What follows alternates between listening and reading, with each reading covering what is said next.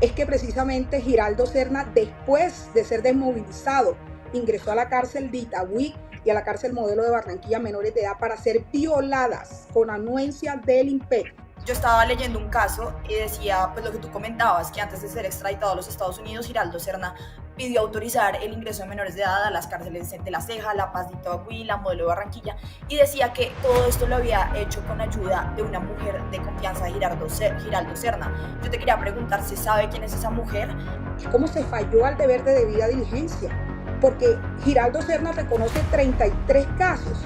Yo en 8 años de investigación encuentro 202, pudieron ser miles de casos. Norma, el paramilitarismo, digamos que en el chip de la memoria de los colombianos se constituye como pues unos sujetos armados, con camuflado, que han despojado tierras, que han tenido nexos con políticos, que han sido determinantes en el robo de recursos públicos, masacres, violaciones de derechos humanos. Pero digamos que para iniciar este programa, Norma, yo quisiera preguntarte cuál es la dimensión de la violencia sexual del paramilitarismo en Colombia. Es que la dimensión regularmente se mide en este tipo de fenómenos en cifras. Recordemos dos cosas. Primero, la violencia sexual como arma de guerra es una práctica de grupos insurgentes y contrainsurgentes en el conflicto armado colombiano.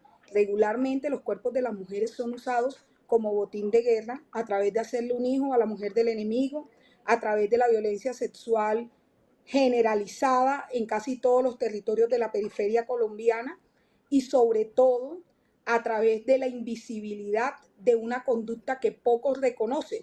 Los mismos actores del conflicto regularmente mienten frente a la dimensión, la magnitud y el dolor profundo que ha generado en el conflicto la violencia sexual para mujeres. Específicamente puedo citarte para hablar de la dimensión de las mentiras que han dicho los paramilitares frente a la violencia sexual, un caso en el que yo soy experta, que he investigado durante 8 años de mi vida y que hoy me tiene exiliada en Bogotá. Y digo que es un exilio, Julián y compañeros del panel, porque yo soy una mujer caribeña, que me siento a veces un poco rara aquí en la dinámica bogotana, pero que me tocó salir un día corriendo de mi tierra, abandonarlo todo, dejar a mi hija, a mi familia, porque los paramilitares me iban a matar, precisamente por estar investigando estos temas de la violencia sexual. El caso concreto en el que hablamos de las dimensiones y de las mentiras de los paramilitares frente a la violencia sexual es el caso de Hernán Giraldo Serna, conocido como el depredador de la sierra, alias Taladro o alias el patrón, quien reconoce ante justicia y paz 33 crímenes. Yo encontré 202 menores de 14 años, convirtiendo a Giraldo Serna en el mayor depredador de menores de edad en el conflicto armado colombiano que haya podido documentarse. Además de esto, construir un ejército a través del linaje, teniendo hijos que después fueran insertados en las organizaciones criminales posteriores a la desmovilización, que fueron muchísimas, y mintiendo abiertamente ante Justicia y Paz diciendo que solo fueron 33, yo encontré 202. Pero lo más aberrante de un caso de estos de violencia sexual invisibles es que precisamente Giraldo Serna, después de ser desmovilizado, ingresó a la cárcel de Itagüí y a la cárcel modelo de Barranquilla menores de edad para ser violadas con anuencia del IMPEC. Y es lo que hoy, precisamente después de una guerra de 8 años, que ha sido muy dolorosa para mí, pero también reivindicatoria para estas mujeres invisibles que fueron abusadas por este depredador. Hoy, después de 8 años, Giraldo Serna fue expulsado de Justicia y Paz. La Corte lo ratificó hace menos de un mes, en la que reconoce que Giraldo Serna ya hay material probatorio suficiente para mostrar que hay un aparato criminal organizado de trata de personas dedicadas a cooptar menores de edad para ser ingresadas a las cárceles, para ser violadas con anuencia y protección del IMPEC y con la responsabilidad de otras instituciones, como la misma registraduría, que daba papeles falsos para el ingreso de las niñas menores de edad como hijas de Giraldo y que posteriormente eran violadas y abusadas en las cárceles de Colombia. La dimensión, Julián, para responder exactamente tu pregunta, no la alcanzamos a imaginar. Yo creo que empezar a desentrañar estos casos, como lo hicimos en el caso de Giraldo Serna, significa ir reconstruyendo unas verdades de las que ni siquiera la sociedad misma quiere hablar, porque es más fácil para un paramilitar reconocer un homicidio, reconocer una masacre, reconocer una desaparición forzada, que reconocer una violencia sexual, porque estos crímenes tienden primero a ser legitimados en las sociedades donde hay muchísimo control del paramilitarismo, a través de mentiras o criterios culturales vedados, como que los padres entregaban las menores de edad a los paramilitares para ser abusadas, tienden a ser invisibilizados por las mismas fiscalías, por las mismas unidades de investigación, porque de estos casos nadie quiere hablar. Y tercero, lo más duro de esto es la vergüenza social, porque las mujeres son estigmatizadas, son ocultadas, son censuradas, porque de alguna manera se sobreentiende que algo hicimos mal para que tengamos que ser abusadas y violadas. Norma, Señorita Bueno, Norma, y en pues ese orden de ideas, Norma, ay, la todos sí pregunta va intentamos Tranquila, hablar. encaminada en Laura. el orden, Sí, Norma, cualquiera, quien quiera yo empezar. estaba leyendo un poco, yo estaba leyendo un caso y decía, pues lo que tú comentabas, que antes de ser extraditado a los Estados Unidos, Giraldo Serna pidió autorizar el ingreso de menores de edad a las cárceles de La Ceja, La Paz de Itagüí, la Modelo de Barranquilla, y decía que todo esto lo había hecho con ayuda de una mujer de confianza de Giraldo Serna. Yo te quería preguntar, ¿se sabe quién es esa mujer? ¿Se sabe el nombre de esta mujer o qué hay detrás de todo este entramado para poder llevar a las niñas dentro de las cárceles? Esta mujer se llama Noralba Vasco. En este momento está siendo judicializada por trata de personas, inducción a la prostitución y violencia sexual en menor de 14 años. Esto es parte de un aparato criminal organizado que validaba culturalmente la violencia sexual por parte de Giraldo Serna. Esta mujer, Noralba Vasco, cooptaba menores de edad pobres, ya no solamente de la Sierra Nevada, sino de municipios del Magdalena. Estas menores de edad eran llevadas con engaños a una casa ubicada en una zona céntrica de Santa Marta. Allí eran recluidas, inicialmente las colocaban a hacer actividades domésticas de cuidado y protección de otras menores de edad, y luego eran ingresadas a la cárcel con papeles y documentación falsa, inicialmente a la cárcel de Itagüí, La Ceja, como bien lo dijiste, y la cárcel Modelo de Barranquilla. Eran ingresadas para ser abusadas y violadas sexualmente por Giraldo dentro de la cárcel. Esto es un aparato criminal organizado que no solamente tiene a esta mujer, esta proxeneta Noralba Vasco, tiene médicos que practicaron abortos a las menores abusadas en la cárcel, tiene funcionarios de la registraduría y por supuesto funcionarios del INPET y funcionarios de Justicia y Paz, Julián, porque sé que creo que me lo vas a preguntar, y es que precisamente lo más doloroso de este caso es cómo se falló al deber de debida diligencia, porque Giraldo Serna reconoce 33 casos. Yo en 8 años de investigación encuentro 202, pudieron ser miles de casos de violencia sexual en más de 30 años de dominio y control paramilitar por este señor, de dominio y control paramilitar con presencia física, porque sabemos que fue extraditado a Estados Unidos, pero sus hijos y su estructura criminal sigue vigente, controlando el negocio del narcotráfico, el negocio de la extorsión y generando una especie de POT paramilitar y organización de actividad criminal en la Sierra Nevada durante una validación cultural institucional de 30 años y social. Entonces, Laura, hay otra mujer también imputada por el aparato criminal organizado de trata de personas, pero el tema de este delito es que no es solamente un delito que cometen hombres, también las mujeres validan, también las mujeres acompañan y también las mujeres invisibilizan. Lo más duro de este proceso de investigación fue incluso convencer a las propias mujeres de que eran víctimas, porque este señor tenía un poder militar, armado, político, pero también un poder simbólico muy poderoso, que no hacía que nadie se resistiera. Bueno, Sí, yo toda lo la que misma les quería conversación. comentar es que Hernán Giraldo Serna, pues es uno de los narcotraficantes de las Autodefensas Unidas de Colombia, pues más importantes de esta organización, y él lideró un frente en toda esta zona de la Sierra Nevada de Santa Marta, pese a que él nació en el departamento de Caldas, de un bloque que se llama Resistencia Tairona, que operaba fundamentalmente en Santa Marta, en Magdalena, en la Sierra, y como bien lo decía Norma, pues es un narcotraficante que también hacía las veces de paramilitar y fue extraditado por el gobierno de Uribe el martes 13 de mayo de 2008. De este personaje es el que estamos hablando en este instante, que es uno de los compañeros también de Salvatore Mancuso. Una de las cosas que próximamente revelaremos en el tercer canal es que por línea de mando se está investigando a Salvatore Mancuso en casos de violencia sexual, y precisamente por eso es tan importante el debate sobre este tema y tener una invitada como Norma. Pero entonces quería saber, Felipe, ¿qué quieres aportar en esta discusión para darte la Pues, palabra? yo quería preguntar a la señorita Norma cómo fue que, pues, Las confesiones de este paramilitar solo llegan a 36 casos, más o menos, y su merced pues llega a encontrar ya que son más de 200 niñas que fueron abusadas por este paramilitar. ¿Cómo se hace investigación? ¿Cómo es ese proceso? ¿Cómo se consiguen las declaraciones, las víctimas? Como también era un proceso pues bastante complicado. Bueno, yo tengo que retrotraerme a mi propia historia personal. Regularmente este tipo de cosas parten de huellas personales muy poderosas. Yo misma soy una niña violada, no por Giraldo Serna, por una persona de mi familia. Yo fui violada de los 8 a los 12 años. La violencia sexual, yo siempre lo digo, deja huellas profundas. No se viola el cuerpo, se viola el alma.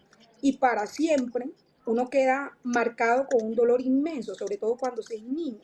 Y sobre todo cuando las violaciones ocurren en entornos de protección, es muy difícil recuperarse emocionalmente. Yo encontré dos caminos en este proceso de recuperación personal.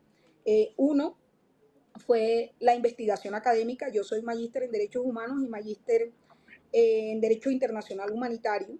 Y en el marco de mi tesis de investigación empecé a seguirle la pista a los casos de violencia sexual de Hernán Giraldo.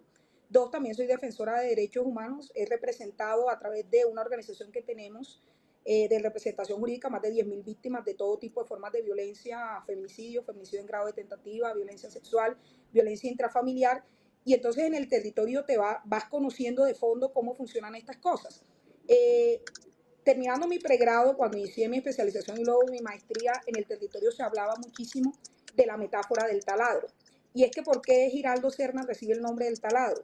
Porque a él, de alguna manera, socialmente se le otorgaba derecho de pernada. Es decir, él tenía el derecho de desvirgar niñas menores de edad y por eso le apodaron el taladro, porque desvirgaba vírgenes. Es una metáfora social terrible, poderosa y muy dolorosa.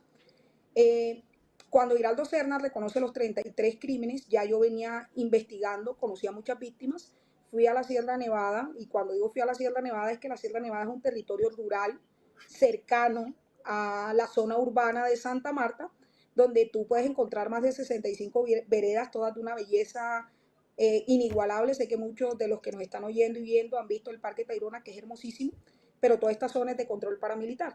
Me interné varios años en la Sierra Nevada, busqué las víctimas uno a uno, realicé un proceso de investigación con entrevista a profundidad y pude recolectar 202 casos. La verdad, todo el mundo en Santa Marta sabe quiénes eran las víctimas de Hernán Giraldo Serna, porque una vez siendo mujer de Giraldo Serna, lo eras para siempre. Giraldo Serna les colocaba una casa en algún lugar de control paramilitar de las rutas del narcotráfico que él siempre controló y sigue controlando a través de sus aliados y de sus hijos y de su estructura paramilitar heredera. Y poco a poco fui ganándome la confianza de las víctimas, hablando con ellas, recopilando información, y ellas mismas me fueron suministrando más datos de otras víctimas que permanecían invisibles. De esta manera pude compilar 202 casos. Luego de el agenciamiento, porque yo empecé a movilizar a través de los medios de comunicación esta investigación hace 8 años precisamente. Luego de ese agenciamiento nos contactó la oficina de Mario Iguarán, porque encontramos 4 casos que yo pude analizar que era la ruta jurídica para tratar de expulsar a Giraldo de Justicia y Paz, para lograr medianamente un poco de justicia a estas víctimas que no fueron reconocidas. Entonces la oficina del fiscal Mario Iguarán representó a una de las víctimas que fueron ingresadas a la cárcel, luego encontramos 3 más, y ha sido una batalla incansable, porque Giraldo Serna ha intentado salir de la cárcel varias veces, ha intentado ser trasladado a Santa Marta, ha intentado a las víctimas y a cada una de las personas que son parte de este caso, las han intentado amenazar. Varias han sido secuestradas, sus familias han sido amenazadas, han recibido atentados. Ha sido una lucha demasiado dura y dolorosa, pero creo que ya en esta fase y en esta instancia valió la pena. Ya la Corte ratificó nuestra denuncia de hace 8 años y creo que vamos en buen camino, porque después de esto vamos a iniciar una acción internacional para el reconocimiento de esas 202 víctimas que no fueron reconocidas por Justicia y Paz. Norma, una pregunta. Para una víctima de violencia sexual en estos casos de alias el Viejo o el Taladro, ¿cómo ha sido la respuesta, digamos, de la Fiscalía, de la Justicia en la recepción de estas denuncias, comprendiendo la dimensión y de la dificultad que es especialmente para las mujeres y menores de edad denunciar estas atrocidades, conseguir las pruebas, hacer los exámenes? ¿Cómo ha sido la respuesta de la justicia ante estos casos? ante estos Julián, 200 nula. casos que tú ya has identificado? Julián, nula completamente. Para que nos prestaran atención, yo me tuve que ir a la Corte Interamericana de Derechos Humanos.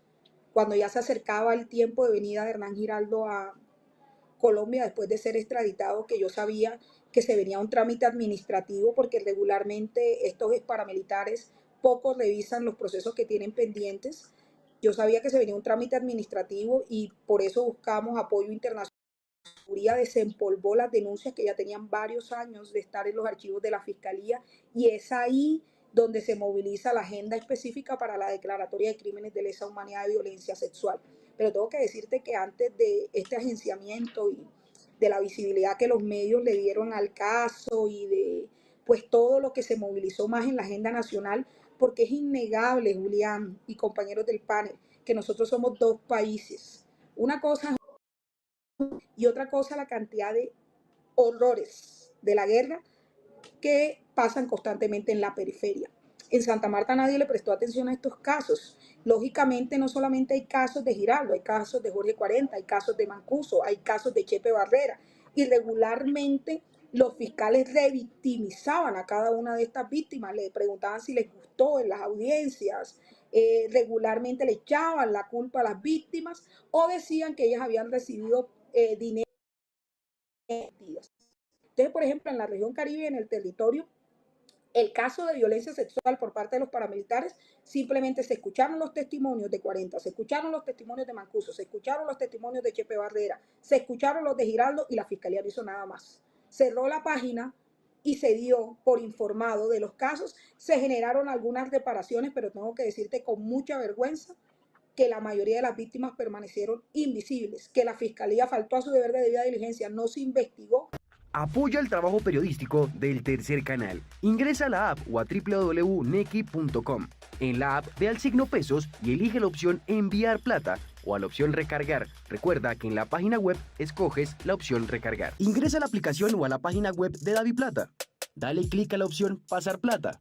Elige la opción a otro DaviPlata, llena los datos y digita el número de cuenta 304-271-5010. Continúa los pasos y confirma tu aporte y listo. Juntos visibilizamos la otra Colombia. Si te gusta nuestro contenido y no quieres perderte nada de la agenda alternativa, suscríbete a nuestro canal y activa la campana de notificaciones. Recuerda darle like a este video y por supuesto compartirlo con tus familiares, amigos y conocidos. Así juntos visibilizamos la Colombia profunda. Recuerda, somos el Tercer Canal, la voz de los que no tienen voz.